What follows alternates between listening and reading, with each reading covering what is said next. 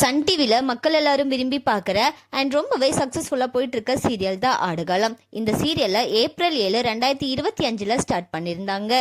இப்போ வரைக்கும் கிட்டத்தட்ட 350 எபிசோடுக்கு மேலே ரொம்பவே சக்ஸஸ்ஃபுல்லாக போயிட்டு இருக்கு அப்படின்னு தான் சொல்லணும்.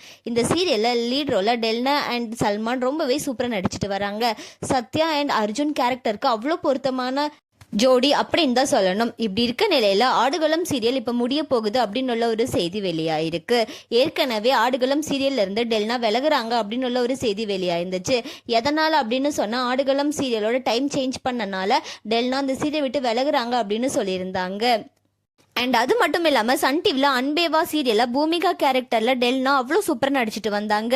இந்த சீரியல் மூலியமாக தான் டெல்னாக்கு அவ்வளோ ஃபேன்ஸ் இருந்தாங்க. அதனால தான் ஆடுகளம் சீரியலில் நடிக்கிறதுக்கான வாய்ப்பு கிடைச்சது. இப்போ சீரியலோட டைம் சேஞ்ச் பண்ணனால தான் டெல்னா சீரியல் விட்டு விலகுறாங்க அப்படின்னு உள்ள ஒரு செய்தி கொஞ்ச நாள் முன்னாடி வெளியாயிருந்துச்சு. இப்போ சீரியலே முடிக்க போகிறாங்க அப்படின்னு உள்ள ஒரு செய்தி வெளியாயிருக்கு. இப்போ ஆடுகளம் சீரியலோட கிளைமேக்ஸ் ஷூட்டிங் எப்போ எடுக்க போகிறாங்க அப்படின்னு சொல்லி சீரியல் டீமே சொல்லுவாங்க. அது வரைக்கும் வெயிட் பண்ணி பார்க்கலாம்.